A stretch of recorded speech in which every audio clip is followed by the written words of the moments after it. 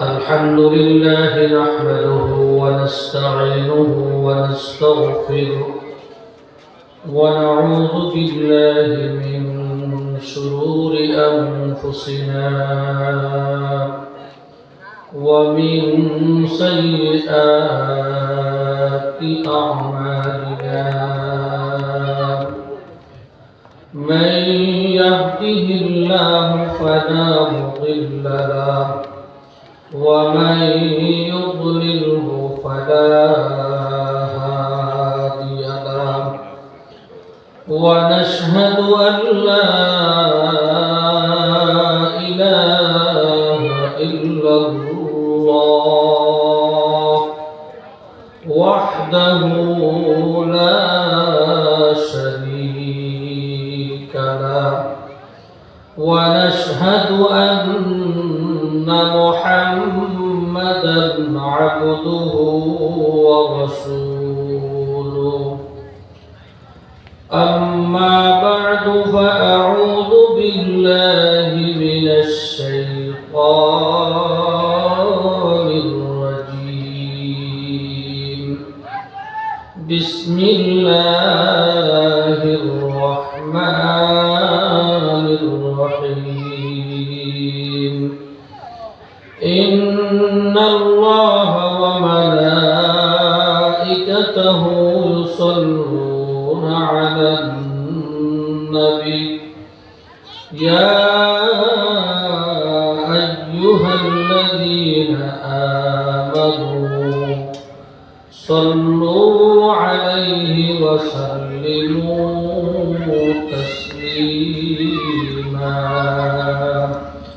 সকলে দুরূদ শরীফ পড়ি আমরা সবাই আল্লাহুম্মা সাল্লি আলা সাইয়্যিদিনা ওয়া নাবিয়িনা ওয়া শাফিঈনা ওয়া হাবিবিনা ওয়া মাওলানা মুহাম্মদ সাল্লাল্লাহু আলাইহি ওয়া আলা আলিহি وأصحابه وبارك وسلم পড়েন না ভাই দুরূদ শরীফ এমন একটা আমল এটা যে করে তার লাভ হয় অন্যের কোনো লাভ হয় না একবার পড়লে 10টি রহমত আপনার আমলনামায় জমা হয় সুবহানাল্লাহ যিনি পড়বেন তিনি 10টা রহমত পাইবেন আপনি মজলিসে বসে পড়েন নাই আপনার 10টি রহমত বরাদ্দ হবে না এজন্য সকলেরই জবান খোলেন মুহাব্বতের সাথে সবাই দুরূদ শরীফ পড়েন আল্লাহুম্মা সাল্লি আলা সাইয়্যিদিনা ওয়া নাবিয়িনা ওয়া শাফিঈনা ওয়া হাবিবিনা ওয়া মাওলানা মুহাম্মদ صلى الله عليه وعلى آله وأصحابه وبارك وسلم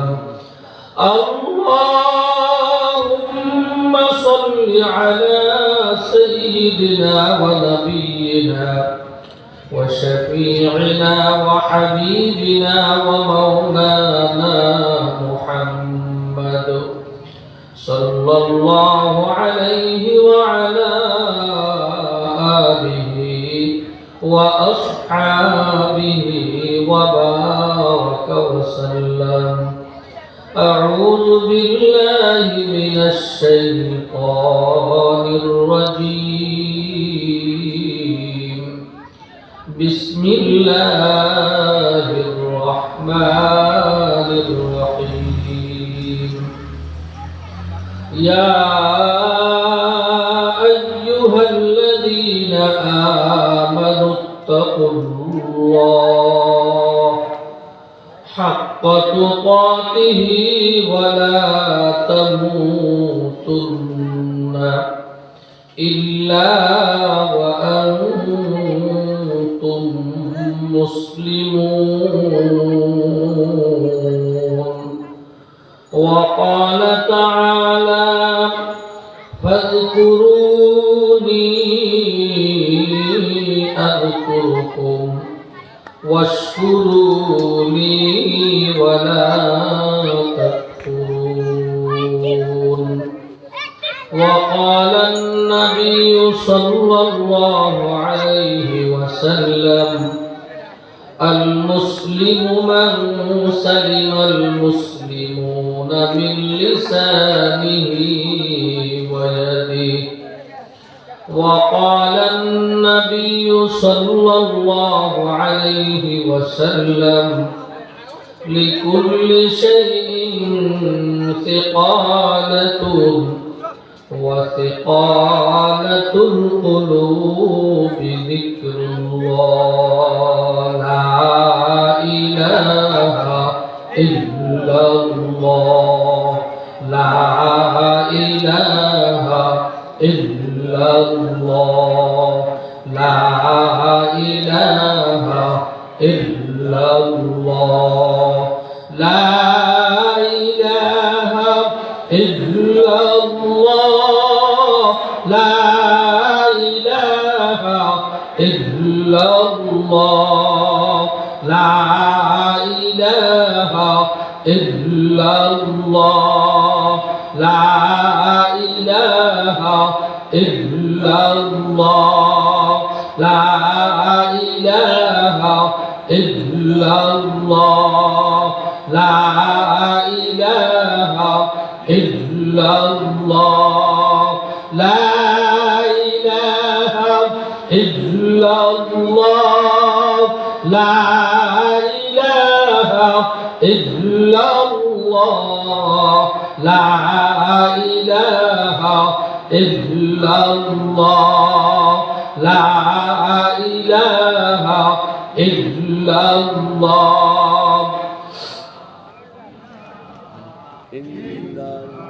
রাখবেন সবাই দেন আল্লাহ দেওয়া সমান আল্লাহ মানে বড় করে দেন ভয় নেই আল্লাহ চাই রয়েছে আপনার আমাকে সবাইকে জোরে জোরে রাখবেন জবান খোলেন ভাই কারো জবান বন্ধ রাখেন না সবাই রাখবেন জোরে জোরে রাখবেন লা ইলাহা ইল্লাল্লাহ লা ইলাহা ইল্লাল্লাহ লা ইলাহা ইল্লাল্লাহ লা ইলাহা ইল্লাল্লাহ লা ইলাহা ইল্লাল্লাহ লা ইলাহা ইল্লাল্লাহ লা ইলাহা ইল্লাল্লাহ লা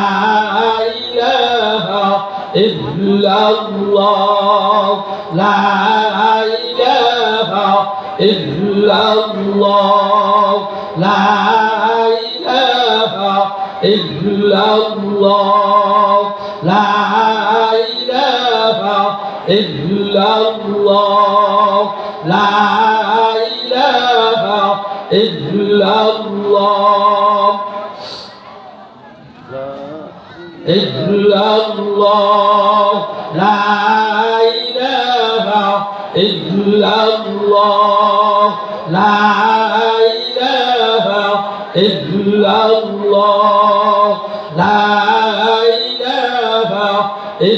ইল্লাল্লাহ লা ইলাহা ইল্লাল্লাহ লা ইলাহা ইল্লাল্লাহ লা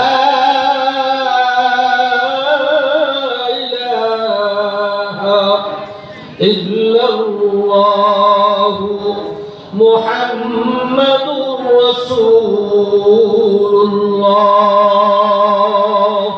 সাল্লাল্লাহু আলাইহি ওয়াসাল্লাম। আমরা সকলে বলি আলহামদুলিল্লাহ। আরেকটু জোরে বলা যাবে? আরেকটু আওয়াজ করে শরীরের পুরো শক্তি দিয়ে জোরে সোরে বলি আলহামদুলিল্লাহ। মালিদা পশ্চিমবাড়া চেয়ারম্যান বাড়ি বাইতুল নূর জামে মসজিদ যুব সমাজের উদ্যোগে আয়োজিত 2 দিন ব্যাপী ওয়াজ ও দোয়ার মাহফিলের আজকের সমাপনী দিনের সম্মানিত সভাপতি সাহেব মুআজ্জাজ মুকাররম আল্লাহর হাবিবের কলিজার টুকরা হযরত বুজুর্গ উলামায়ে কেরাম আল্লাহ পাকের প্রিয় বান্দা জনাব রাসূলুল্লাহ সাল্লাল্লাহু আলাইহি ওয়াসাল্লামের আশিকিন মুহিব্বিন উম্মতগণ, পর্দার আড়ালের আমার মা ও বোনগণ, আল্লাহ পাক রব্বুল আলামিনের দরবারে লাখ কোটি শুকরিয়া আদায় করছি যে মহান রব্বুল আলামিন আপনাকে আমাকে এই ফিতনা ফাসাদের জামানায় দুর্যোগময় অবস্থার মধ্যে আল্লাহ পাক রব্বুল আলামিন অত্যন্ত মায়া করে, দয়া করে, মেহেরবানি করে এই দীর্ঘ রাত্র পর্যন্ত এমন একটা মজলিসে আল্লাহ তাআলা আপনাকে আমাকে বসাইছেন, যেই মজলিসে বসলে আল্লাহর নবী বলেন এমন এক দামি মজলিস, যেই মজলিসকে আল্লাহর নবী বেহেশতের বাগানের সঙ্গে তুলনা করছেন। যেই মজলিসে বসলে আল্লাহ বান্দার গুনাহগুলি মাফ করে দেন, যেই মজলিসে বসলে বান্দার সঙ্গে আল্লাহর সঙ্গে একটা ভালো সম্পর্ক স্থাপন হয়ে যায়, এমন এক দামি মুবারক মজলিসে, উলামায়ে কেরামদের মজলিসে, জাকিরিন শাকিরিনদের মজলিসে আল্লাহ পাক রব্বুল আলামিন আপনাকে আমাকে হাজির হওয়ার তৌফিক দান করলেন। এতে আমরা সবাই খুশি না বেজার ভাই? যারা খুশি হতে পারলাম তারা আরেকবার শুকরিয়া আদায় করি, সকলে বলি আলহামদুলিল্লাহ। 2 দিন ব্যাপী সম্মেলনের সর্বপ্রথম দিন উলামায়ে কেরাম আপনাদেরকে গুরুত্বপূর্ণ বয়ান শুনিয়েছেন। আজকেও মাগরিবের পর থেকে এই পর্যন্ত উলামায়ে কেরাম কোরআন এবং হাদিস থেকে অত্যন্ত গুরুত্বপূর্ণ বয়ান ও নসিহত পেশ করেছেন। আমি আপনাদের সামনে পবিত্র কালামে পাক থেকে 2খানা আয়াতে কারিমা তেলাওয়াত করছি। আল্লাহর হাবিবের অসংখ্য বাণী হাদিস থেকে 2খানা হাদিস আপনাদের সামনে পাঠ করছি। অতি অল্প সময়, সংক্ষিপ্ত সময় দ্বীনি কিছু নসিহত। আসলে বয়ান আপনাদের জন্য যে পরিমাণ প্রয়োজন তার চেয়ে বেশি প্রয়োজন হলো আমাদের। আমরা যারা বয়ান করি আমাদের বেশি বয়ানের প্রয়োজন। আচ্ছা, এই মসজিদে জুমা পড়েন কারা কারা? পর্যন্ত এই মসজিদ মহল্লায় হাতুলে রাখেন। 1 2 3 4 5 6 7 8 9 10 11 12 13 14 15 জন, 16 জন। আপনারা কি 16 জন মুসল্লির মসজিদে না? কথা হ্যাঁ, এরা কই? এই মাহফিলের কর্তৃপক্ষ কোথায়? এই মসজিদে যারা জুমা পড়ে একজন লোক বাইরে থাকতে পারবে না।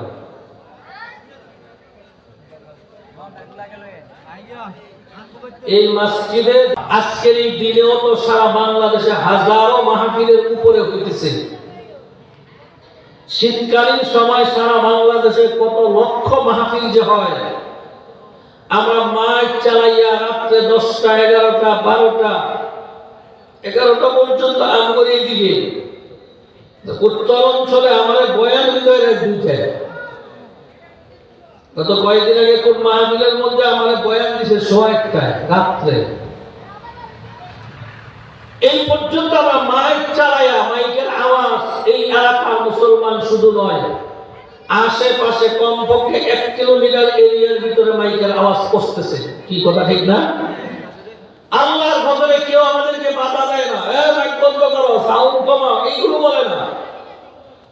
তার মানে যারা বাড়িতে আছে, দূরে আছে, তারাও আমাদের এই মাহফিলগুলোকে তারা সম্মান করে। ঠিক কিনা বলেন? না, সম্মান করে, মহব্বত করে। এইটাই মুসলমানের একটা ঈমানের আলামত। আল্লাহ আমাদের সবাইকে বুঝার তৌফিক দান করেন। জোরে বলেন আমিন। শোনেন, আমরা মানুষ কি না? কথা বলেন, কথা বলবেন, বোবা দেখবেন না। আমরা কি? আপনাদের এই গ্রামে হিন্দু আছে? হ্যাঁ, পাশে আছে না? আছে না? এরা কি কথা বলে? এরা কি মানুষ? এই যে এখানে একটা কাদিয়ানি আছে না, এরা কি মানুষ না? কালীগঞ্জে যে মিশন আছে, খ্রিস্টান মিশন, ওখানে যারা থাকে এরা কি? আমরা সবাই মানুষ। এদের যেমন নাক আছে, এদের চোখ আছে, আমাদেরও নাক আছে, আমাদেরও চোখ আছে, আমাদেরও হাত আছে, 5টা আঙ্গুল, দুই হাতে 10টা আঙ্গুল, তাদেরও 10টা আঙ্গুল, আমাদেরও পায়ে 10টা, তাদেরও পায়ে 10টা। তাদের যেমন সুরত সিরাত, তাদের মহিলাদের যেমন সুরত সিরাত, আমাদেরও সুরত সিরাত। তারাও মানুষ, আমরাও মানুষ। বলেন তো তাদের মধ্যে আমাদের মধ্যে পার্থক্য কিসের? কথা বলে না, কিসের পার্থক্য? জোরে বলেন না, ভয় পান নাকি? ভয় পান, কারণ জিকিরের সময়ও তো দেখছি কি মধ্যে ভয় পান। কিসের পার্থক্য? কথা বলেন, ধর্মের পার্থক্য। তাদের ধর্ম একটা, আমাদের ধর্ম আরেকটা। তারা হিন্দু ধর্ম পালন করে, আরেক দল খ্রিস্টান ধর্ম পালন করে, আরেক দল বৌদ্ধ ধর্ম পালন করে। এরকম সারা দুনিয়ার মধ্যে আমি দেখছি 196টা ধর্ম অবলম্বী লোক দুনিয়াতে আছে। এর মধ্যে মুসলমান একটা জাতি, আমরাও একটা ধর্মের অনুসারী। আমাদের ধর্মের নাম, কথা বলেন, আমাদের ধর্মের নাম ইসলাম। তাহলে এরা যে হিন্দু ধর্ম পালন করে, আমরা যে মুসলমান ইসলাম ধর্ম পালন করি, দুনিয়ার সব কাজের পিছনে একটা ভিত্তি আছে। আমাকে দাওয়াত দিয়েছেন হাওয়ার উপরে না, আমার একটা ভিত্তি আছে। সভাপতি সাহেবকে দাওয়াত দিয়েছেন হাওয়ার উপরে না, একটা ভিত্তি আছে। আপনাদের প্রত্যেকেরই কিছু না কিছু একটা ভিত্তি আছে। বাবার পরিচয়, দাদার পরিচয়, বংশের পরিচয়, গ্রামের পরিচয় কি আছে কি নাই? জোরে বলেন, ভিত্তি আছে। হিন্দু ধর্ম, খ্রিস্টান ধর্ম, বৌদ্ধ ধর্ম, ইসলাম ধর্ম ব্যতীত বাকি যত ধর্ম আছে, তাদের ধর্মের কোনো ভিত্তি নেই। কি নাই? কথা বলেন না কেন? কি নাই? ভিত্তি নেই।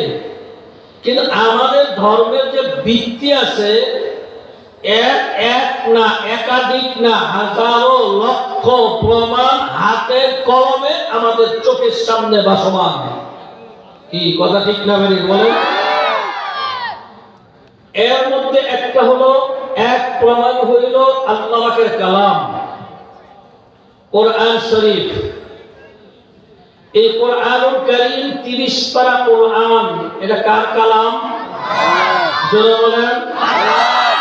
এটা যদি আল্লাহর কালামই না হইতো, তাহলে এই কোরআনুল কারীম দুনিয়াতে আসছে প্রায় 1500 বছর আগে। প্রায় 1500 বছর সুই সুই চলতেছে এখনো পর্যন্ত। তখনকার জমানার যেমন কালাম ছিল, এখনো কি সেই কালাম আছে না কিছু দেশ কমেছে? ঘুমাই গেছেন, বুঝেন নাই মনে হয়। আপনারা যারা বুঝতা তারা একটু ভুল জায়গাটা শুনবেন। ওয়াজ তো কান শোনা, গান হইল কান শোনা, ওয়াজ কান শোনা, দুটা পার্থক্য আছে। বাসে চলতেছেন, গান বাজাইতেছে, বলেন তো ইঞ্জিনের আওয়াজে, বাতাসের আওয়াজে সে গান কি বুঝে? হিন্দি হইলে তো বাঙালিরা আরো অনেকেই বুঝে না, কিন্তু বাজাইতেছে কি? এটা কানের মজা, এটা কান সুখ হয়। কানের মজা হলো কান সুখ। ওয়াজ মাহফিল কান শোনা, কোরআন কান শোনা, নবী কান শোনা, ইসলাম ধর্ম কান শোনা, এটা হলো বুঝার বিষয়। আর এই বুঝ শক্তি আল্লাহ জন্মগতভাবে মানুষকে দিয়ে দুনিয়াতে পাঠিয়েছেন। সুবহানাল্লাহ বলেন। খুব সাবধান, খুব ভালো করে বুঝবেন। এই কালামে পাক আসছে 1500 বছর আগে। এর ভিতরে কত বৈজ্ঞানিক, কত দার্শনিক, কত গবেষক, কত পণ্ডিত, কত উচ্চ শিক্ষিত, কত ব্যক্তি, কত লেখক দুনিয়াতে আসছে গেছে। কি কথা ঠিক? কত বইয়ের পরিবর্তন হচ্ছে। 100 বছর আগের বই এখন আর স্কুল কলেজের ক্লাসে পাওয়া যায় না। কি পাওয়া যায়? আমরা ছোট সময় আদর্শ লিপি পড়ছি, এখন কি আদর্শ লিপি আসে স্কুলে? অনেক বই, অনেক কিতাব 100 বছর আগেরটা নাই, 200 বছর আগেরটা নাই, 300 বছর আগেরটা নাই। কেন? যে বই নাই সেটা যে আবিষ্কার করছে তারপরে আরো ভালো আবিষ্কার হয়েছে, ওইটা বাদ করে দিয়ে নতুন আরেকটা বানিয়েছে। আবার এইটা কিছুদিন চলার পরে আরেকজন ভালো গবেষক হইছে, উনি আবার এইটা নিয়ে চিন্তা ভাবনা করে এর চেয়ে আরো উন্নত বানাইছে, ওইটা বাদ করে আবার নতুন করে বানাইছে। কিন্তু কোরআনুল কারীম যে আল্লাহ লৌহ মাহফুজ থেকে আমার নবীর কাছে পাঠাইছেন, যেমন পাঠাইছেন আজও কি ওই রকমই আছে না কোনো বেশকম আছে? আরে বাবা কথা বলেন নাকি, ওই রকম আছে না বেশকম আছে? ওই রকমই আছে। এটা ঈমান। এই এক নাম্বার ঈমানের মূল পয়েন্ট। এই জায়গার মধ্যে বহু নাস্তিকের ঈমান নষ্ট হয়। বহু নাস্তিকরা যুক্তি পেশ করে, এত পুরানা কিতাব, কত ছাপা হয়েছে, ছাপার পরে ছাপা, ছাপার পরে ছাপা, ছাপার পরে ছাপা, কত কোম্পানি হয়েছে, কত লাইব্রেরি হয়েছে, কত ব্যক্তিরা ছাপাইছে, কত আত্মীয় ছাপাইছে, ছাপাইতে গিয়ে অত একটু ভুল হইতে পারে, একটু এদিক সেদিক হইতে পারে। এই জন্য এরা আসল সেই এত পুরানা কিতাব এখন আর ঠিক নাই, কিছু ভুল হয়ে গেছে। এইগুলো যুক্তি প্রদর্শন কইরা এর পিছনে মূল কারণ হইল আপনার ঈমানকে ধ্বংস করে দেওয়া। ঠিক না বলে? এই জন্য সর্বপ্রথম ঈমানের সর্বপ্রথম কথা হইল এই কোরআনুল কারীম লৌহে মাহফুজ থেকে আল্লাহর হাবিবের কাছে যেই রকম আসছে, নবীজি যেই রকম সাহাবীদেরকে শুনাইছে, আজও কি সেই কালামই আছে না কিছু বেশ কমেছে? এই এক নম্বরে ইয়াকিন। এটা আল্লাহ পাকের কালাম, এই কিতাবের মধ্যে কোনো সন্দেহ নাই। এই কোরআনুল কারীমের বিপক্ষে দুশমনি করার মতো, বাতিল করার মতো একদল মানুষ দুনিয়াতে নাই। কথা বলেন না কেন? নাই। আপনারা জানেন না, বাংলাদেশে যে সংসদ আছে, সংসদে যে সংবিধান আছে বাংলাদেশের, এই সংবিধান স্বাধীনের পরে যে সংবিধান হয়েছে, ওই সংবিধানে 26টা কোরআনের আয়াতকে বাতিল করা হয়েছে। এরপর থেকে এই পর্যন্ত যতবার সংবিধান রদবদল হয়েছে, বর্তমানে 386টা কোরআনের আয়াতের নির্দেশকে তারা ডিভাইডেড কইরা, বাদ দিয়া, কাটছিট কইরা সংবিধান চালাইছে। কারণ কি? তারা জানে, হিন্দুরা জানে, খ্রিস্টানরা জানে, বৌদ্ধরা জানে, কাফের বেঈমান মুশরিকরা জানে, মুসলমানের একটা ভিত্তি হলো কোরআন। এই কোরআনুল কারীম যতদিন দুনিয়াতে থাকবে, ততদিন ইসলামকে পরাজয় করার ক্ষমতা দুনিয়ার কোনো মানুষের, এটা তারা জানে। এই কারণে আল্লাহ পাকের কালাম, এই কোরআনুল কারীম আল্লাহর কালাম। আপনারা বলেন কোরআনুল কারীমে আল্লাহ যা বলছেন সবই সত্য, দুই একটা মিথ্যা হইতে পারে। সাধারণ এলেম, এই এলেমটা কামাই করার জন্য আপনার দাওয়া করার দরকার নাই, মাস্টার্স কমপ্লিট করার দরকার নাই। সাধারণ ঈমান, সাধারণ এলেম। আপনাদের ধারণা কি কোরআনুল কারীমের মধ্যে দুই একটা ভুল, দুই একটা আছে? এই কথা বিশ্বাস করার ঈমানের দ্বিতীয় অংশ। কোরআনুল কারীমে কোনো ভুল নাই। এই কোরআনুল কারীম মুসলমানের ভিত্তি, ইসলামের ভিত্তি। এই কোরআনুল কারীমে আল্লাহ তাআলা বলেন, ইন্নাদ দীনা ইনদাল্লাহিল ইসলাম। বলেন সবাই, ইন্নাদ দীনা ইনদাল্লাহিল ইসলাম। ইসলাম একমাত্র আল্লাহর মনোনীত ধর্ম। জোরে বলেন সুবহানাল্লাহ। কোরআনুল কারীমে কোথাও নাই হিন্দু ধর্ম আল্লাহর মনোনীত ধর্ম, খ্রিস্টান ধর্ম আল্লাহর মনোনীত ধর্ম, বৌদ্ধ ধর্ম আল্লাহর মনোনীত ধর্ম। কোরআনুল কারীমে কোথাও নাই। কিন্তু আমার মাওলার কালামের ভিতরে আমার মাওলা নিজে আমাদেরকে শোনাইতেছেন, ইন্নাদ দীনা ইনদাল্লাহিল ইসলাম। ইসলাম হইল একমাত্র কার মনোনীত ধর্ম? আল্লাহর মনোনীত ধর্ম ইসলাম। আর ইসলাম যে গ্রহণ করে তার নাম মুসলমান। এই ঘুমাইছেন কেমন হয়? আপনার নাক তার নাক এক না, মা একরকম, চোখ একরকম, হাত পা একরকম, সব একরকম। তার নাম হিন্দু কেন, আপনার নাম মুসলমান কেন? আপনি যদি ইসলাম ধর্মকে গ্রহণ করে থাকেন, ইসলামের আদর্শ নীতিকে যদি গ্রহণ করে থাকেন, তো আপনার নাম আপনার নাম। আর যদি আপনি ইসলামের আদর্শ গ্রহণ না করেন, আপনি মুসলমানের ঘরতে হইয়াও মুসলমান হওয়া যাবে।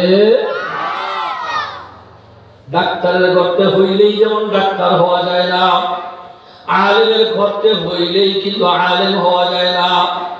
বাংলাদেশে বহু আলেম আছে যাদের ছেলেদেরকে আলেম বানাইতে পারে নাই, ঠিক নেই? বহু ডাক্তার আছে তাদের ছেলেদেরকে ডাক্তার বানাইতে পারে নাই। বহুত মানুষ আছে, বহুত ব্যবসায়ী আছে, ছেলেদেরকে ব্যবসায়ী বানাইতে পারে নাই। বোঝা গেল ডাক্তারের ঘরতে হইলে ডাক্তার হয় না, আলেমের ঘরতে হইলেই আলেম হয় না, অলির ঘরতে হইলেই অলি হয় না, মুসলমানের গর্তে হইলেই মুসলমান হয় না।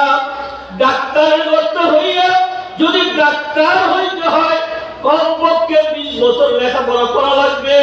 ডাক্তারি শিখতে হবে, ডাক্তারের বিষয় শিখতে হবে, তারপরে প্র্যাকটিক্যাল করতে হবে, এরপরে সে ডাক্তার হবে। যদি লেখাপড়া না করে, প্র্যাকটিক্যাল না করে, ডাক্তারি না শিখে, ডাক্তারের গর্তে হইয়াও ডাক্তার হওয়া যায় না। এই বাবারে মনে রাখো, বাড়িটার মুসলমানেরা, হে যুবক বাবারা মনে রাখো, যদি তুমি ইসলামকে গ্রহণ করো, ইসলামের আদর্শকে গ্রহণ করো, ইসলামের নীতিকে যদি তুমি গ্রহণ করো, তাই হইলে তোমার নাম মুসলমান। আর যদি মুসলমানের গর্তে হইয়া ইসলামের আদর্শ যদি গ্রহণ না করো রে ভাই, তুমি কোনদিন বাবার মুসলমানি দিয়া নিজে মুসলমান হইতে পারবা না। মুসলমানি এমন এক জিনিস, এইটা কোন বংশ পরাক্রমে চলে না, ঠিক না? দাদা সৈয়দ বংশের, বাবাও সৈয়দ বংশের, আমিও সৈয়দ বংশের। এই বংশীয় মর্যাদার নাম ইসলাম না। ইসলাম এমন এক জিনিসের নাম যেটা হলো নীতির নাম, আদর্শের নাম। নিজের গর্দানকে আল্লাহর সামনে ঝুঁকায় দেওয়ার নাম হলো ইসলাম। এজন্য কবিতার ভাষায় বলতেছেন, মুসলমানি বুয়াদ গর্দান নেহাদান, মুসলমানি বুয়াদ গর্দান নেহাদান, এনামে দর খুদ বদুস্তি যে দাদান, এনামে দর খুদ বদুস্তি যে দাদান। মুসলমান ওই ব্যক্তিকে বলে যে ইসলামের আইন বিধি বিধান নিয়ম কানুন গুলিকে এমন মানে কেমন হইল, গোড়ার মুখে লাগাম লাগাইয়া লাগামের রশি মালিকের কাছে থাকলে মালিক যেই দিকে টান দেয় সেই দিকে যায়, অন্য দিকে যাওয়ার মতো ঘোড়ার কোনো ক্ষমতা নাই। ঘোড়াকে যদি টান দেয় তো দাঁড়ায় যায়, ডাইনে টান দিলে বামে ডাইনে যায়, বামে টান দিলে বামে যায়।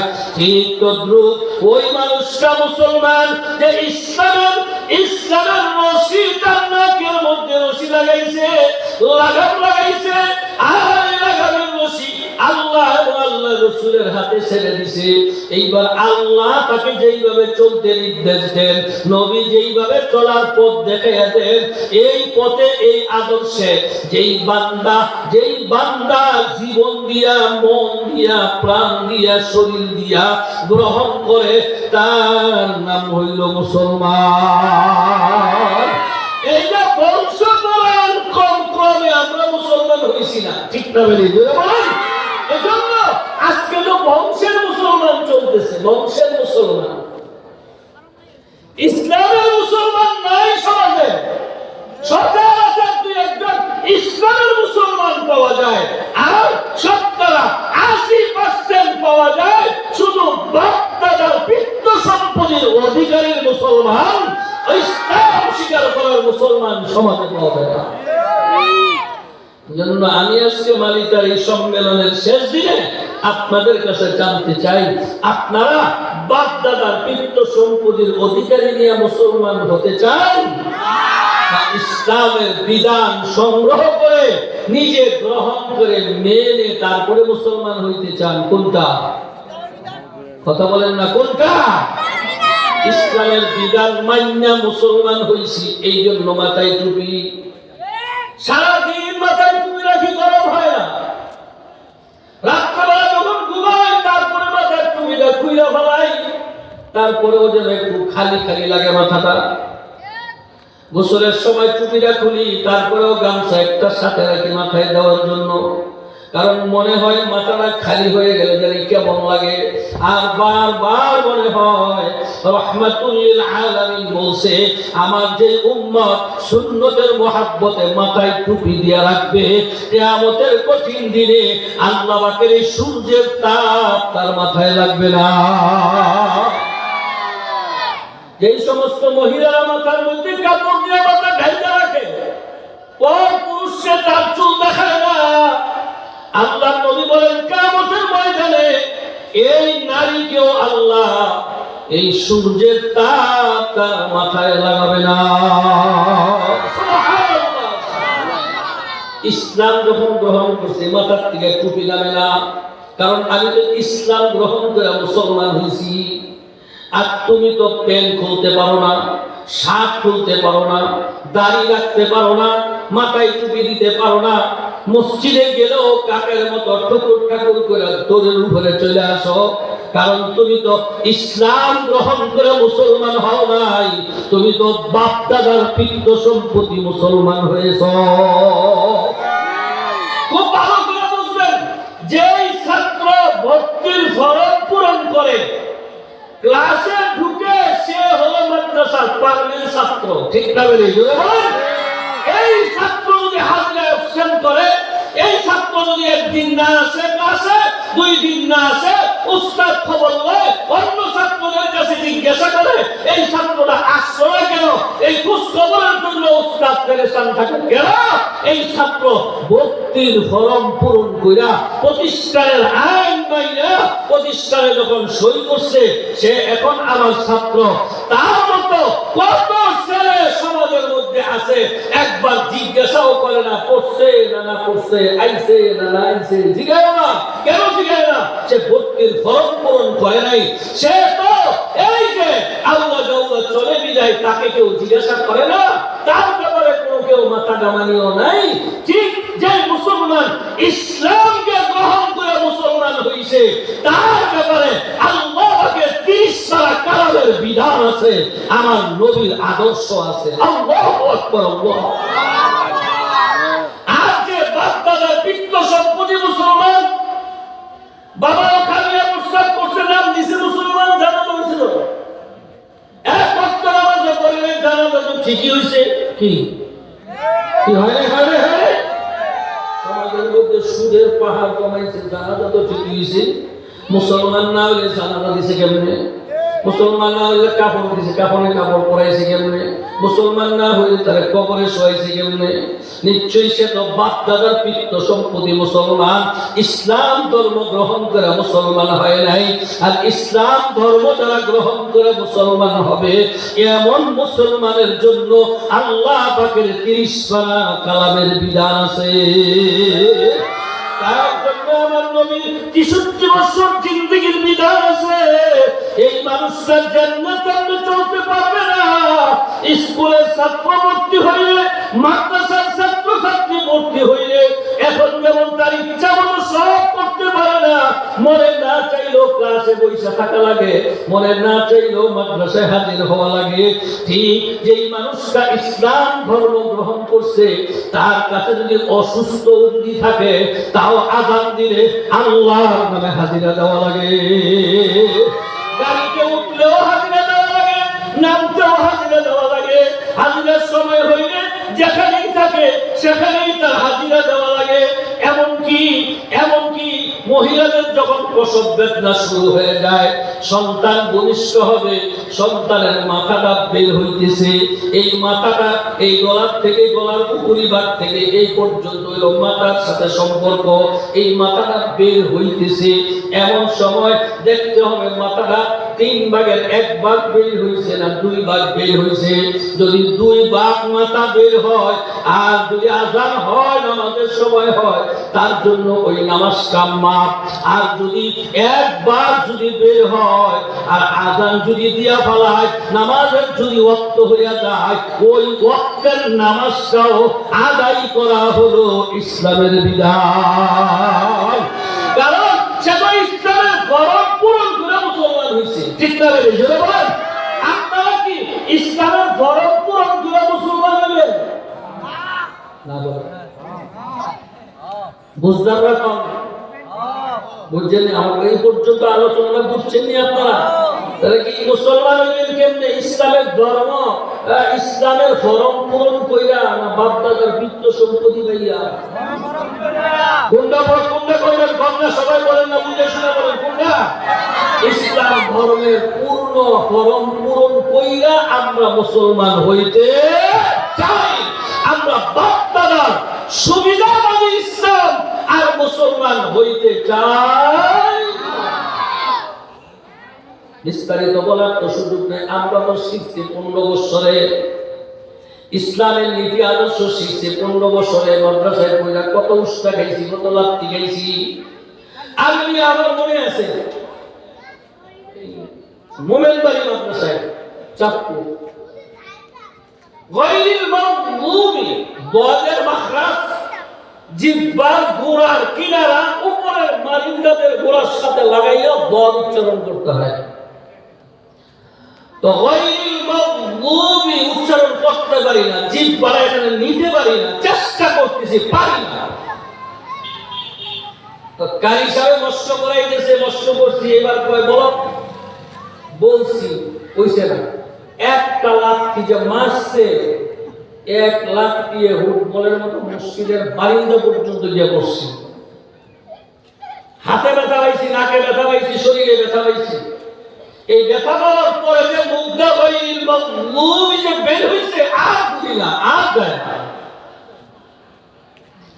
সহজ পাইছো বাংলাটা, আলহামদুলিল্লাহ মুখস্থ কইরা নিজের মন মতন বাংলাটা কইরা নামাজ কইরা আমলে হয়ে যেতা। মামুর বাড়ির করা সুল্লা দিব আর খাইবা, এত সহজ না রে বাবা। কষ্ট করে যেই জিনিস অর্জন করে কামাই করে সেই জিনিসের লাগে মায়া লাগে। ঠিক না বেটি? জোরে বলেন। যে জিনিস আপসে আপ পাইয়া যায় সেই জিনিসের জন্য মায়া লাগে না। ইসলাম তো মুসলমান হইছে তো আপনি কষ্ট লাগে নাই। বাবাই কইছে, ওই মিয়া 30 দিনের মুসলমানদেরকে যে জিজ্ঞাসা করো ইসলাম কাকে বলে আর মুসলমান কাকে বলে। যদি তুমি কালিমা পড়ার কারণে তোমার পুলিশ যদি 2 ডান্ডা মেরে দিত, তুমি কালিমা পড়ার কারণে যদি তোমার ঘরের খাবার বিদ্যুৎ লাইন বন্ধ করে দিত, তুমি কালিমা পড়ার কারণে মুসলমান হওয়ার কারণে যদি তোমার ঘরের ভিতরে আক্রমণ হয়ে যেত, তোমার সম্পদ যদি সরকার বিলীন করে ফেলাইত, এরপরে বুঝন যাইতো বাংলাদেশের মুসলমান কয়জন যে ইসলাম নিয়ে থাকতে পারে। এই মাগনা পাইছো তো, যুদ্ধ লাগে মাগনা পাইছো তো, যুদ্ধ ভালো লাগে না। আজকে এই মন্দিরে যারা বসে আছেন, আমি এতক্ষণ যা শোনাইলাম, বাপদাদার বিরুদ্ধ সম্পূর্ণ মুসলমান হইয়া দুনিয়াতে থাকবো না। ইসলাম ধর্মের পূরণ কইরা, ফরজ পূরণ কইরা মুসলমান হইয়া থাকতে চাই। রাজি? রাজি রাজি রাজি? কারা কারা রাজি? একটু আল্লাহু আকবার বলে হাত তোলেন তো। আরো জোরে বলেন না, আল্লাহু আকবার, আল্লাহু আকবার। আল্লাহ আপনি আমাদের সবাইকে কবুল করেন, সকলে বলেন আমিন। আরো জোরে বলেন আমিন। ইসলাম ধর্ম যখন পূরণ করবেন, নাকের মধ্যে রশি লাগানো হয়েছে, গোড়ার মতো লাগাম নাকের মধ্যে লাগাইয়া দিয়েছেন। ইচ্ছা মতো আর চলা যাবে না, ইচ্ছা মতো খাওয়া যাবে না, ইচ্ছা মতো ঘুমানো যাবে না, ইচ্ছা মতো কামাই করা যাবে না, ইচ্ছা মতো খরচ করা যাবে না। এই কারণেই তো এই যে বাংলাদেশের হুজুররা যখন একসাথে হয়েছে, দেখে পরিস্থিতি জানি কেমন দেখা যায়। এই জন্য কাফের বেঈমান মুশরিকরা, নাস্তিকদের অনুসারীরা, তারা আলেমদের বিরুদ্ধে, মুসলমানদের বিরুদ্ধে বিভিন্ন রকমের সমালোচনা শুরু হয়ে গেছে। কারণ জানে ইসলাম যদি ক্ষমতায় আসে, কোরআন যদি ক্ষমতায় আসে, ইসলামের ফরজ পূরণ করে যদি ক্ষমতা রাষ্ট্র চলে, তাহলে আমাদের এই চুরি করা, সরকারি মাল চুরি করা আর সম্ভব হবে না। ঠিক না বলি? জোরে বলুন। 1 কোটি টাকার রাস্তা 50 লাখ টাকা দিয়ে করাইয়া আর 50 লাখ টাকা খাবারের মতো কোনো সুযোগ থাকবে না। এটা ছোট্ট ঘটনা শুনে কষ্ট হয়েছে আপনাদের? খলিফাতুল মুসলিমিন হযরত ওমর ফারুক রাদিয়াল্লাহু তাআলা আনহু একটা ছেলে ছিলেন, নাম ছিল আব্দুল্লাহ। সাধারণ বেশে চলতেন, কোন গরিমা টরিমা ছিল না, ইবাদতের বেলায় খুব অগ্রসর ছিলেন। বয়স যখন 16 বছর, তখন একদিন তার মার কাছে গিয়া বলতেছে, সামনে কোরবানির ঈদ, গিয়া সামনে রমজান মুবারকের ঈদ আসতেছে। রমজানের তখন সম্ভবত 16 তারিখ বা 17 তারিখ বা 18 তারিখ এর মধ্যে যাইয়া বলতেছে, আম্মা জান, আমি সামনে ঈদের নামাজের জামাতে যাব না, আব্বারে বলে দিয়েন। মা বলে, কি বলো তুমি? আমিরুল মুমিনের সন্তান, তুমি ঈদের নামাজের জামাতে যাইবা না? এইটা তো কোনোদিন সম্ভব হবে না, তোমার যাইতে হবে। কয়, না মা, আমি যাব না। কেন যাইবা না বলো, দুঃখটা কি? বলে, আমার বয়সটা 16 বছর। এই 16 বছরের ভিতরে আমি আমিরুল মুমিনের ছেলে হওয়ার পরেও একটা নতুন জামা আমি আমার বয়সে পইরা দেখি নাই। আমি পুরান জামা পইরা যখন রাস্তা দিয়ে হাঁটি, আরবের সন্তানেরা, আমার সমবয়সীরা আমাকে লজ্জা দেয়, আমাকে শরম দেয়, আমাকে বিভিন্ন রকমের কথা বলে। এইগুলো শুনতে শুনতে আমার আর ভালো লাগে না। আমি এই জন্য নিয়ত করছি, আমি আর ঈদের নামাজের জামাতে যাব না। মা তো সন্তান জন্ম দিছে, মা সন্তানের কথা বুঝে না? বুঝে না? মা তো ঠিকই সন্তানের কথা বুঝতে পারছে, কিন্তু আমার পণ্ডিতের গোষ্ঠীরা মা বাবা একটা কইলে ছেলে যদি খালি কোনো মতো একটু লেখাপড়া খালি মাথা কথা কইলে তাহলে মালিক হইতে পারে, পাক্কা কথা কইলা যায়। মা তুমি কি বুঝো? এখনকার জমানার কথা কি তুমি বুঝবা? ফান্না তুই বুঝোস না, তোর মাই বুঝে না, তুই বুঝোস।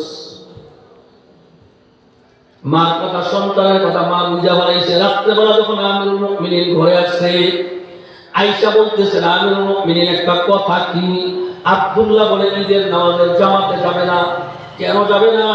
এই ঘটনা যখন তিনার কাছে শোনাইলেন, হযরত ওমর হা না কিচ্ছু বলেন নাই। কিচ্ছু না বইলা তিনি পরের দিন ফজরের নামাজের সময় মসজিদে নববীতে আমিরুল মুমিনিন ইমামতির জায়গায় যখন ইকামত শুরু হয়ে গেছে, নামাজ শুরু হয়ে গেছে, নামাজের পরে সংক্ষিপ্ত তাসবিহাত কইরা আমিরুল মুমিনিন মিম্বরের মধ্যে বসলেন। বৈশা আব্দুল্লাহরে ডাক দিবেন।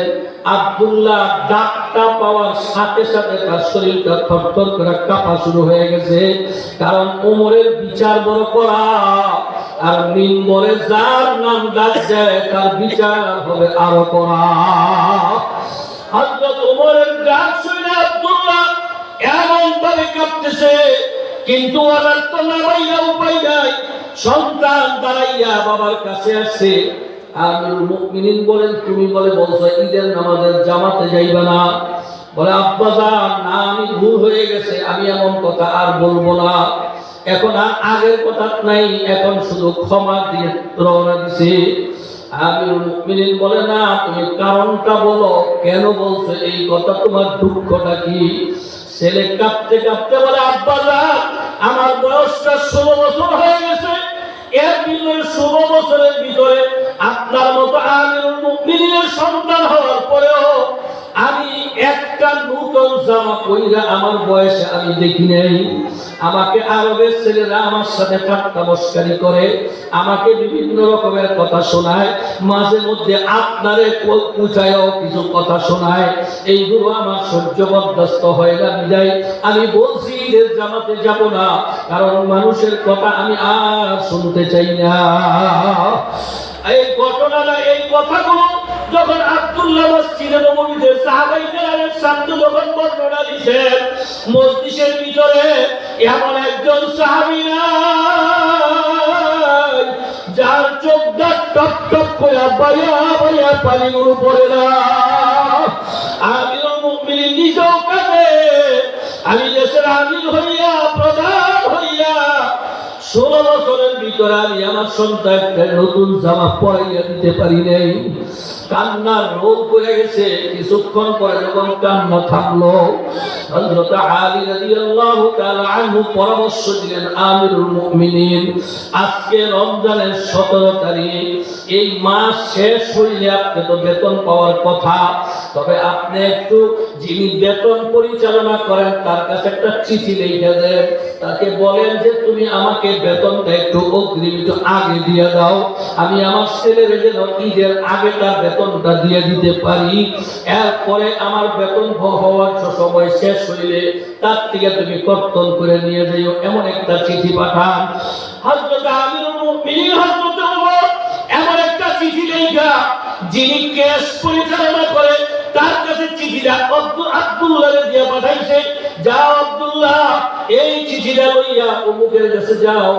চিঠি লইয়া যখন তিনার কাছে গেলেন, তিনিও নবীর সাহাবী, বিশ্বস্ত সাহাবী, আরবের অর্থ কোষাগারের পরিচালক, তিনি যাইয়া চিঠিটা না পড়িয়া দুই চোখের পানি ছাড়িয়া দিয়া কলমটা হাতে লইয়া নিচে দিয়া লেখেন, আমিরুল মুমিনিন, আপনি আমাকে একটা বিষয় গ্যারান্টি দেন, আমি আপনার বেতন পরিশোধ করিয়া দিব। কি গ্যারান্টি? আপনি লেখা দেন, আমি রমজানুল মুবারকের ঈদ পর্যন্ত আমার হায়াত আছে, এই পর্যন্ত আমি বাঁচবো, কারণ আপনি যদি ঈদ পর্যন্ত বাঁচেন তো আপনি বেতন পাইবেন, যদি এর আগে ইন্তেকাল হয়ে যায় আপনি তো পুরো মাসের বেতন পাইতেন। মুসলমান ভাই, দুনিয়াতে আসলাম খাইলাম, ইসলাম বুঝলাম না, ইসলাম যে কত সুন্দর, কত স্বচ্ছ, ইসলাম যে কত পরিষ্কার, ইসলাম যে কত সুন্দর সমাজকে শিখায়, সব বুঝলাম বাবা। কপাল পোড়া মুসলমান, ইসলাম বুঝা কবরে যাইতে পারলাম না। চিঠি দিছে, যখন এই কথাটা লিখে দিছে, চিঠিটা দিয়া বলে, আব্দুল্লাহ তুমি তোমার আব্বার কাছে নিয়ে যাও, আমিরুল মুমিনিনের কাছে নিয়ে যাও। আমিরুল মুমিনিন চিঠিটা পাইয়া চোখের পানি ছাড়িয়া দিয়া বলে, কথা তো ঠিকই বলছে, আমি যদি ঈদ পর্যন্ত বাঁচি, মাস শেষ হবে, যা বেতন পাই তা আমি প্রাপ্য হব, যদি আমি ঈদের আগে মারা যাই তা হইলে তো আমি আর ওই দিনের গুলোর বেতন আমি পাইব না। আমার কিসের উপরে ভিত্তি করে বেতন দিবে? আমার মৃত্যুর তো কোনো সময়ের কোনো গ্যারান্টি নাই। তিনি কাগজটা লইয়া নিচে হাতের মধ্যে পেঁচাইয়া আব্দুল্লাহ চেহারা দিয়ে তাকায় বলে, বাবা আব্দুল্লাহ, আমি তোমার জমিনের উপরে নতুন কাপড় বানাইয়া দিতে পারলাম না, কিন্তু আমি তোমার জন্য দোয়া করি, আল্লাহ যেন তোমার জান্নাতের মধ্যে নতুন দাড়ি কাপড় আল্লাহ পরাইয়া দেয়। বাবারে, ইসলাম যে কাকে বলে তাই তো চিনলাম না, কারণ আমরা ইসলামের ফরম পূরণ করি নাই। ইসলামের ফরম যদি পূরণ করতাম, দেখেন না ফরমের মধ্যে আল্লাহ কি বলেন, যেই ব্যক্তি ইসলামের ফরম পূরণ করে তার নাম মুসলমান। আর এই মুসলমানের ব্যাপারে আল্লাহ তাআলা বলেন, মুসলমান কাকে বলে, কোন গুণের নাম মুসলমান, কোন জাতির নাম মুসলমান, কি আদর্শের নাম মুসলমান। আল্লাহ বলেন, ইয়া আইয়ুহাল্লাযীনা আমানুত্তাকুল্লাহ, আল্লাহ বলেন, হে ইমানদাররা, বিশ্বাসীকারীরা বসো। এক নম্বর মুসলমানের গুণ হইল, মুসলমান সদা সর্বদা একমাত্র ভয় করবে আমার আল্লাহকে।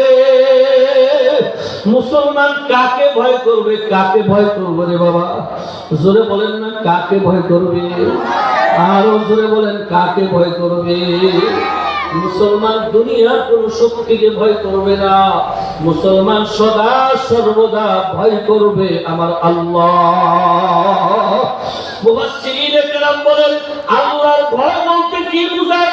আল্লাহর ভয় হলো মুসলমান নরনারীরা সদা সর্বদা চিন্তা করবে আমার আল্লাহ আমার দিকে তাকাইয়া আছে। জোরে বলেন সুবহানাল্লাহ।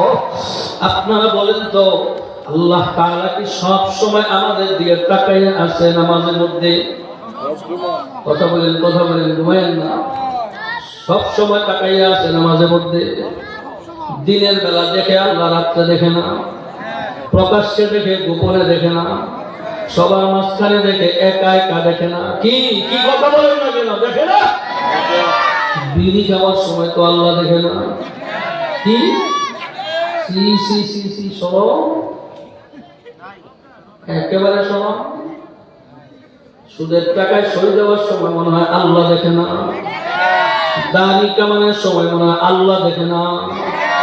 বেপরদায় মহিলারা মার্কেটে গিয়ে হাসাহাসি করার সময় দুনিয়ার মানুষ দেখে, তখন আল্লাহ দেখে না। যে মুসলমান হবে, ইসলামের ফরম পূরণ করে যে মুসলমান হবে, তার সর্বপ্রথম গুণ হইল সে সদা সর্বদা খেয়াল করবে আমার আল্লাহ আমার দিকে তাকাইয়া আছে। আর যে মুসলমান চলে আমার আল্লাহ আমার দিকে তাকাইয়া আছে, আমার আল্লাহ প্রকাশ্য দেখে, গোপনে দেখে, জাহেরে দেখে, বাতেনে দেখে, একা একা দেখে, গোপনে দেখে, একেবারে নির্জনে দেখে, আমার মাওলা আমার দিকে তাকাইয়া রইছে। এই কথাটা যেই মুসলমানের অন্তরে ঢুকবে, এই মুসলমান জীবন গেলেও কোনোদিন আল্লাহর নাফরমানি করতে পারে না। কি পারেনি? পারেনি। আমাদের সমাজে এমন মানুষ আসেনি রে ভাই, বাবাও সিগারেট খায়, ছেলেও সিগারেট খায়, আসেনি এমন? ঘুমাই গেছেন, ঘুমাই গেছেন, আছে না নাই? স্যার মাস্টারও সিগারেট খায়, ছাত্রও সিগারেট খায়, এমনটা আছে নাকি? যদিও খায়, তারপরেও দেখবেন ছেলে যদি একটা সিগারেট ধরায় আর যদি দেখে বাবার সামনে আইসা বসছে, এইবার বাবার সামনে সিগারেট ধরে টানবে না সামলাবে? কথা বলেন না কেন? কি করবে? আরে ঘুমাইতেছেন নাকি? কি করবে? ছাত্র একটা সিগারেট ধরাইছে, এমনি স্যার তার সামনে এসে বসছে, এইবার স্যারের সামনে ছাত্র সিগারেট টানবে না সামলাবে? দুনিয়ার স্যারকে দেখে যদি সিগারেট সামলাইতে পারো, বাবাকে দেখে যদি সিগারেট সামলাইতে পারো, আমার আল্লাহ দেখা কি তোমার বাবা স্যারের থেকে কম না বেশি? আমার আল্লাহ সদা সর্বদা তোমার আমার দিকে তাকায় রয়েছে। রে মুসলমান, তুমি কোথায় যাও? ঘরের ভাবনা ওয়াজ করিয়া কি লাভ হবে তোমার? কোরআন হাদিসের তাফসীর শুনে কি লাভ হবে তোমার? আল্লাহর ভয় যদি অন্তরে পয়দা করতে না পারো, তন্ত্র মন্ত্র কইরা, আইন দিয়া কোনদিন মানুষকে জোর কইরা ইসলাম মানানো যাবে না। যতক্ষণ পর্যন্ত আল্লাহর ভয় অন্তরে না ঢুকে, ততক্ষণ পর্যন্ত কোন মানুষের চরিত্র ভালো হয় না, আখলাক ভালো হয় না, ইবাদত ভালো হয় না, চাল চলন ভালো হয় না, জবান ভালো হয় না, কথাবার্তা ভালো হয় না। আর যাদের অন্তরে আল্লাহর ভয় আছে, এরা কথা বলার আগেই সাবধান হয়ে যায়। না জানি আমার কোন কথা আমার আল্লাহ বেজার হয়, না জানি আমার কোন কথা আল্লাহ অসন্তুষ্ট হয়ে যায়, না জানি আমার কোন পদবে আল্লাহ খুশি হয়ে যায়, না জানি আমার প্রতি অসন্তুষ্ট হয়ে যায়।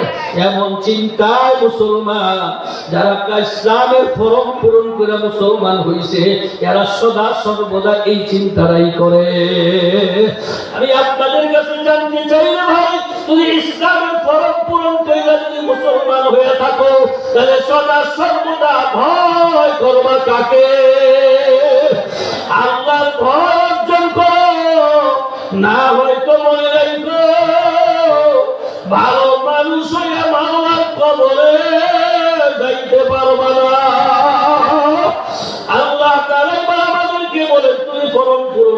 আমাকে ভয় করো।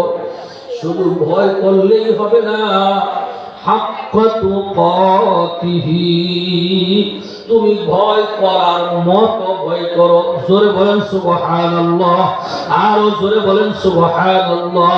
এই হুজুরের বয়ানটা ওই হুজুরের মতো, এই ভাইয়ের চেহারাটা ওই ভাইয়ের মতো, এই হুজুরের কণ্ঠটা ওই হুজুরের কণ্ঠের মতো, এই না লেখাটা অমুকের লেখার মতো। তা হইলে বোঝা গেল মত শব্দ যেই জায়গায় ব্যবহার হয় তার আগে এমন আরেকটা আছে, এইটাই প্রমাণ হয়। ঠিক না ঠিক? মত শব্দ ব্যবহার করলে এটাই হয়। আল্লাহ বলেন হাক্কা তুকাতিহি, শুধু ভয় করলেই হবে না, ভয় করার মতো ভয় করো। এরকম মত শব্দ যখন আল্লাহ ব্যবহার করছেন, এতে বোঝা যায় বুঝা যায় রে ভাই, আল্লাহকে কিছু বান্দা আমার আল্লাহকে ভয় করছে। এই কারণে আল্লাহ বলেন ভয় করার মতো ভয় করো, তার মতো তাদের মতো ভয় করো। তারা কারা? আনআমাল্লাহু আলাইহিম মিনান নাবিয়্যিন, তোমরা নবীদের মতো ভয় করো, পারবা না। ওয়াশ-শুহাদা'i ওয়াস-সালিহিন, ওয়ান নাবিয়্যিন এক নাম্বার নবীগণ, ওয়াস-সিদ্দিকিন যারা সাহাবায়ে কেরাম তাদের মতো, ওয়াশ-শুহাদা যারা আল্লাহর ভয়ে আল্লাহর রাস্তায় শহীদ হয়ে গেছে তাদের মতো। যদি নবীদের মতো আল্লাহকে ভয় করতে না পারো, যদি শহীদদের মতো আল্লাহকে ভয় করতে না পারো, সাহাবায়ে কেরামদের মতো আল্লাহকে যদি ভয় করতে না পারো, সর্বশেষ ভয়টা হলো ওয়াস-সালিহিন, তোমরা নেককার বান্দারা যারা আমাকে ভয় করে আমি আল্লাহর বন্ধু হয়ে গেছি, এমন নেককার বান্দারা যারা আমাকে ভয় করছে। আবু হানিফা রাহমাতুল্লাহি আলাইহি এশার ওযু দিয়া ফজরের নামাজ পড়ছে 40 বছর পর্যন্ত। আল্লাহু আকবার। ভাইয়া কত বুজুর্গের দিন আল্লাহ তাআলাকে এমন ভাবে ভয় করছে। উজারির কারি ইব্রাহিম সাহেব রাহমাতুল্লাহি আলাইহি আল্লাহর ভয়ে কাঁদতে কাঁদতে কাঁদতে কাঁদতে চোখ দিয়া পানি পড়তে পড়তে দুইটা চক্ষু বন্ধ বানাইয়া ফেলাইছেন। মাওলার কাছে কাঁদতেন আর বলতেন, আল্লাহ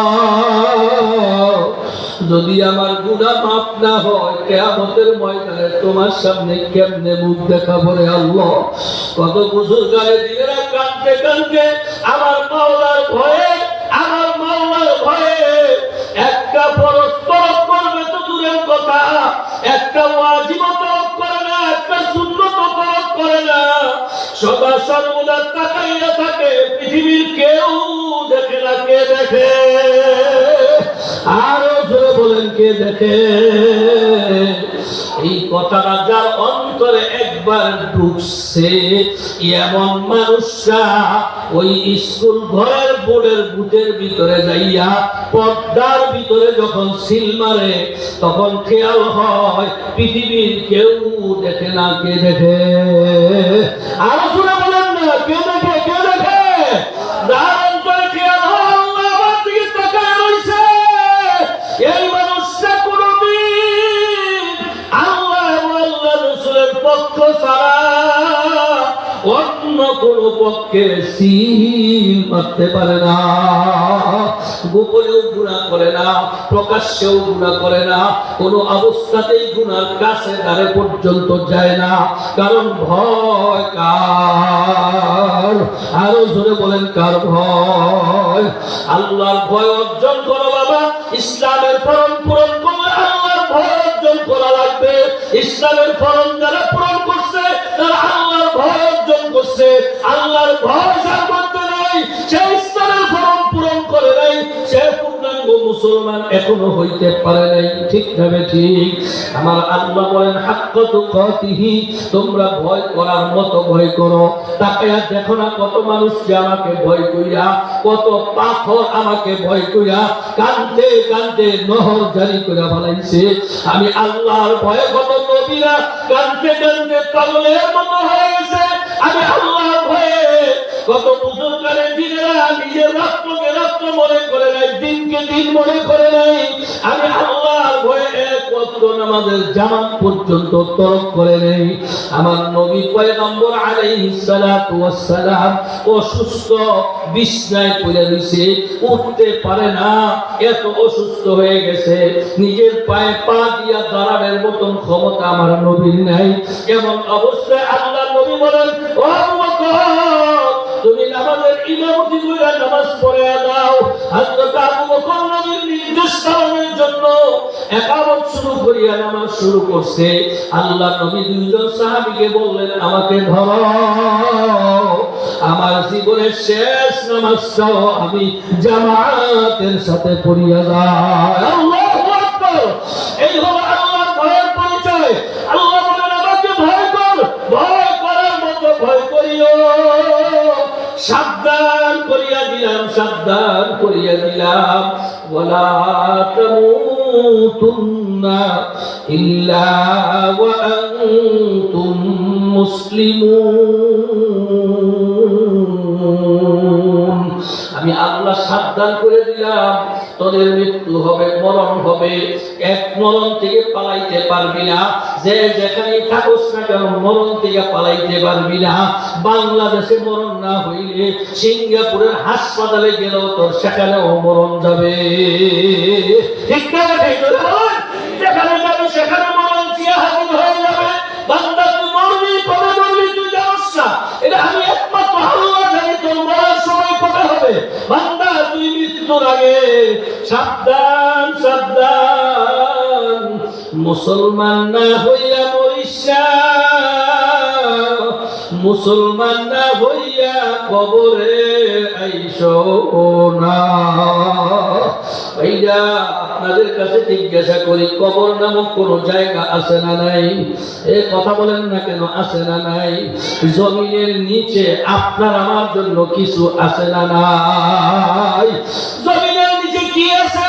আল্লাহ বলেন, কারো জন্য জান্নাত আছে। আল্লাহু আকবার জোরে বলেন। কারো জন্য আমরা জাহান্নাম বানায় রাখছি। বান্দা বলে রাখো, জমিনের নিচে তোমার সাথে যদি ভালো ব্যবহার কে করবে? ভালো করে শোনো, জমিনের উপরে যদি তুমি ভালো ব্যবহার করো, জমিনের উপরে যদি তুমি ভালো চলো, জমিনের নিচে গেলেও ফেরেশতারা তোমার সাথে ভালো ব্যবহার করবে। জমিনের উপরে যদি ভালো চলতে না পারো, জমিনের নিচে গেলেও ফেরেশতারা তোমার সাথে ভালো ব্যবহার করবে না। এই জমিনের উপরে যদি ভালো চলতে চাও, আল্লাহ রাসূলের চাইতে ভালো দুনিয়াতে আর কেউ নাই। আসেনি, আসেনি ভাই? আল্লাহ নবীর মতো এমন দামি নেতা আর কেউ নাই। আল্লাহ নবীর মতো এমন দামি মানুষ আর কেউ নাই। যদি তোমরা নবীর আদর্শ যদি মাইনে থাকতে পারো, তোমার জীবনটা হবে ভালো। আর তুমি জমিনের নিচে যাওয়ার সাথে সাথে ফেরেশতারা তোমাকে আহলান সাহলান কইরা তোমার জায়গা করে দিবে। আর যদি জমিনের উপরে যদি ভালো চলতে না পারো, আমরা পুরুষরা যারা আছি রে বাবা, হে যুবক, হে বুড়া, আমি আপনাদের কাছে জিজ্ঞাসা করি, আল্লাহ নবীর শিশুকাল ছিল না ছিল না? আল্লাহ নবীর যৌবনকাল ছিল কি ছিল না? আল্লাহ নবীর বৃদ্ধকাল ছিল কি ছিল না? শিশুরা নবীর শিশুকালের দিকে তাকাও, তোমার মা বাবারা তাদেরকে নবীর শিশুকালের সাথে মিলাইয়া দাও। যৌবনকালে আমার নবী কি কি কাজ করছে, কেমনে চলছে, কেমনে খাইছে, জীবন কেমনে পরিচালনা করছে। হ্যাঁ যুবকরা, তোমরা আমার নবীর যৌবনকালকে গ্রহণ করে নাও। তুমি একজন জমিনের উপরে এক নম্বরে ভালো মানুষ হয়ে রইবা। ও বুড়া বাবারা, আমার নবীর বৃদ্ধকালে কেমনে চলছে, তোমরাও তোমাদের বৃদ্ধকালটা এইভাবে চালানো শুরু করিয়া দাও। তোমরাও জমিনের উপরে দামি হইয়া যাইবা। আর আমার মা বোনেরা যারা পর্দার আড়ালে আছেন, আমি আপনাদেরকে বলবো, আপনারা যদি ভালো মানুষ হইতে চান, আপনারা যদি জমিনের উপর ভালো চলতে চান, জমিনের নিচে গিয়ে যদি ভালো ব্যবহার পাইতে চান, তাহলে আপনাদের জীবনের অবস্থা হবে খাদিজাতুল কুবরার মতো। আল্লাহু আকবার! খাদিজাতুল কুবরার মতো হইতে হবে, হযরত ফাতেমার মতো হইতে হবে, হযরত আয়েশা সিদ্দিকার মতো আপনাদের জীবন তৈরি করতে হবে। কারো জীবনের দাবি হইতে পারবে না মুসলমান।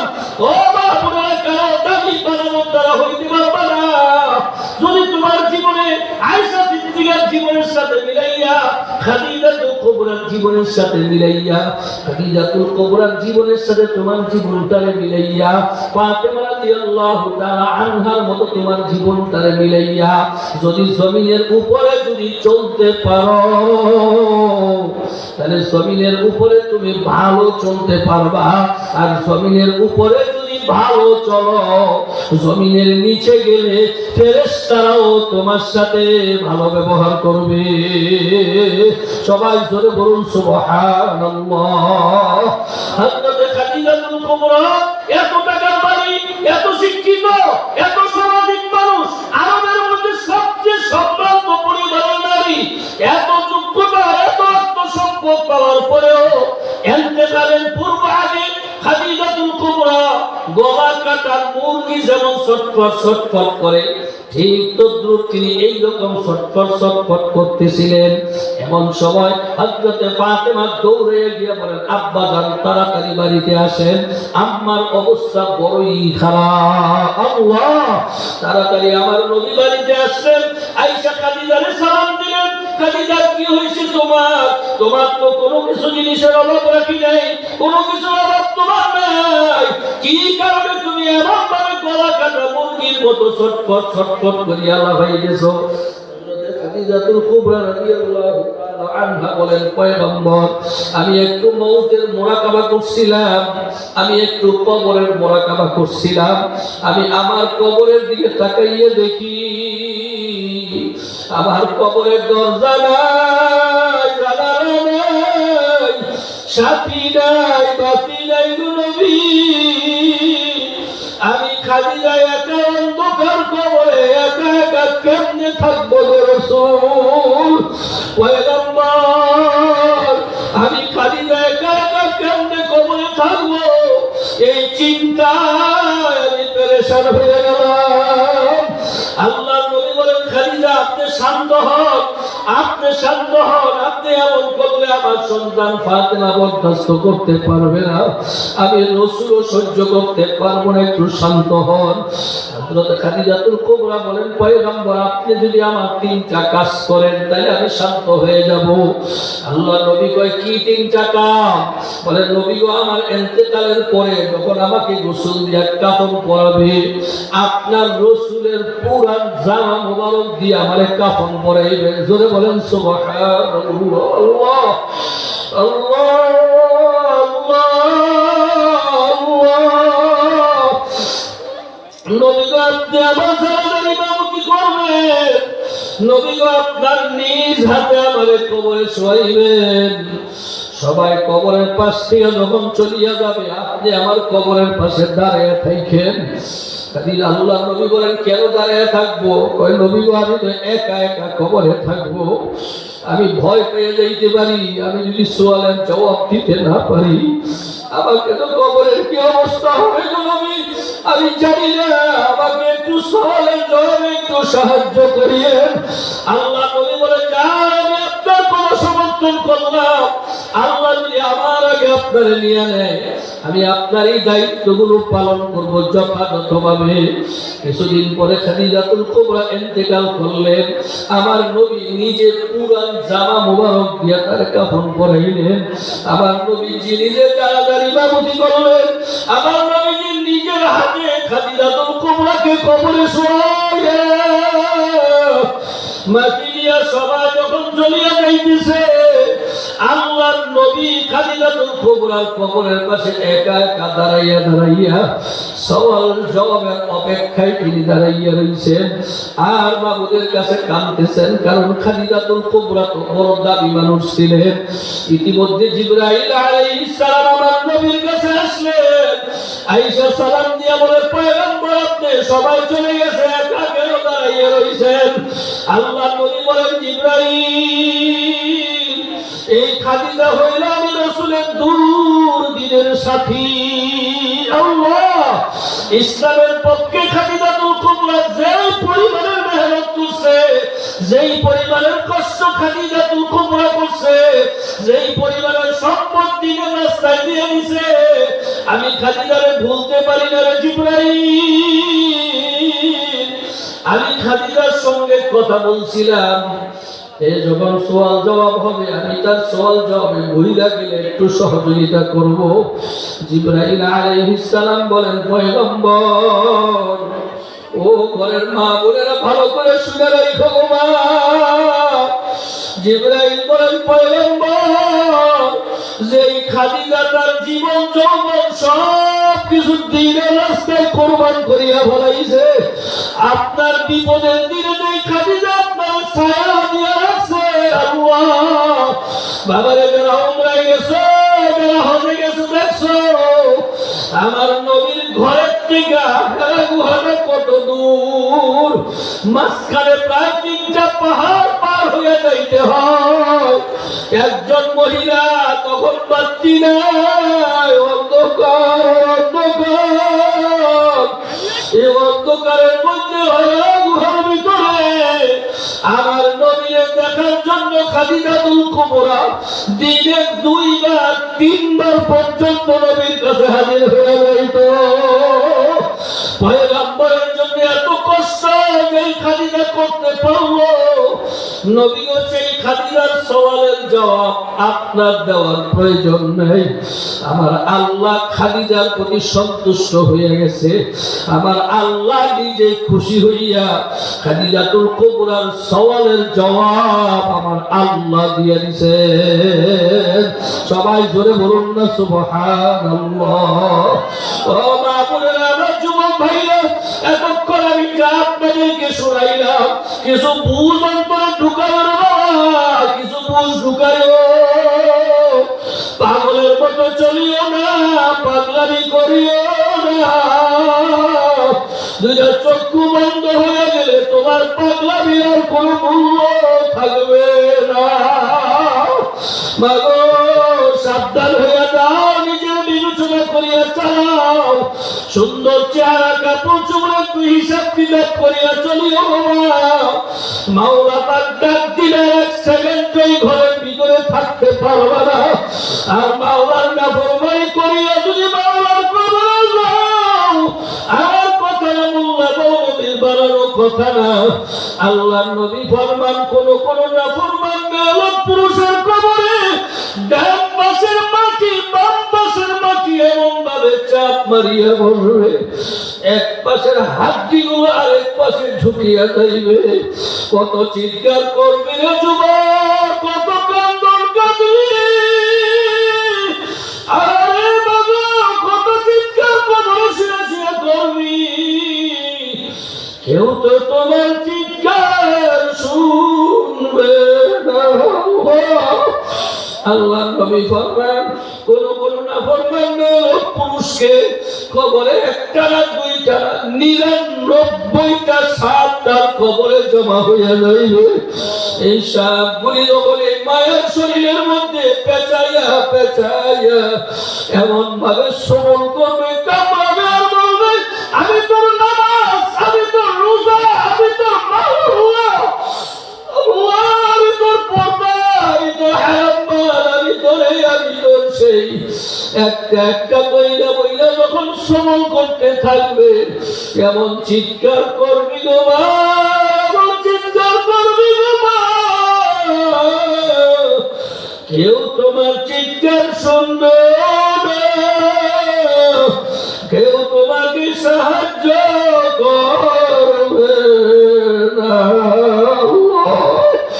আল্লাহ আপনি আমাদের মাফ করিয়ে দিয়ে, আল্লাহ আপনি আমাদের কবুল করিয়ে দিয়ে, আল্লাহ আমাদের সিনাকে আমার কলবকে, আমাদের কলবকে আপনার ভয় দিয়ে ভরিয়ে দেন। আল্লাহ আমাদেরকে আল্লাহ ইমানের নূর দেন, ইসলামের ফরম পূরণ করে মুসলমান হওয়ার তৌফিক দান করেন। আল্লাহ আল্লাহ এই মাহফিলকে আপনি হেদায়েতের জন্য কবুল করেন। আল্লাহ মাহফিলের খাতিরে পুরা এলাকার মধ্যে আপনি হক হেদায়েতের রাস্তা সহজ করে দেন। সবাই জোরে বলেন আল্লাহুম্মা আমিন, আরো জোরে বলেন আল্লাহুম্মা আমিন। আল্লাহ এই মাহফিলকে কবুল করেন, আমিন বলেন, আরো জোরে বলেন আমিন। এখনই দোয়া হবে, আমরা দোয়া করব। আল্লাহ তাআলা যেন আমাদের কবুল আর মঞ্জুর করেন। আর দোয়া মুখুল ইবাদা, দোয়া হলো ইবাদতের মগজ। 2 দিনের মাহফিলের শেষ আখেরি মুনাজাত। এই মুনাজাত হয়তো আপনার আমার হায়াতের জীবনের কারো শেষ মুনাজাত। এই মাহফিলে আসতেন, বসতেন, বয়ান শুনতেন। আজকে মাহফিল চলতেছে, সেই মানুষগুলো আর নাই। কি ঠিক না ভাই? ঠিক ভাই, সেই মানুষগুলো চলে গেছে, আর আসবে না কোনোদিন। আমরাও হয়তো আর জীবনে আর কোনো মাহফিলে নাও আসতে পারি এখানে, আবার এখানেও আমাদের জীবনে শেষ হতে পারে। আল্লাহ পাক যেন এই মাহফিলের খাতিরে আমাদের সবাইকে কবুল করেন। সকলে বলেন আমিন। আরো জোরে বলেন আল্লাহুম্মা আমিন। আমরা যে কয়জন মানুষ এই মজলিসের ভিতরে আছি, আল্লাহ আমাদের যাদেরকে এই পর্যন্ত বসায় রাখছেন, আমরা মুনাজাত পর্যন্ত থাকবো তো ইনশাআল্লাহ ভাই? কি থাকবো তো ইনশাআল্লাহ? আল্লাহ আমাদের সবাইকে কবুল করেন। সকলে বলেন আমিন। আমি একটু খাস করে দোয়া করব এই কারণে, গত বছর এই মাহফিলে আসছিলাম, আল্লাহ নিয়ে আসছিল। এই মাহফিলে আসার পরে বয়ানের শেষে আমি আপনাদেরকে বলছিলাম 4টা ফজিলত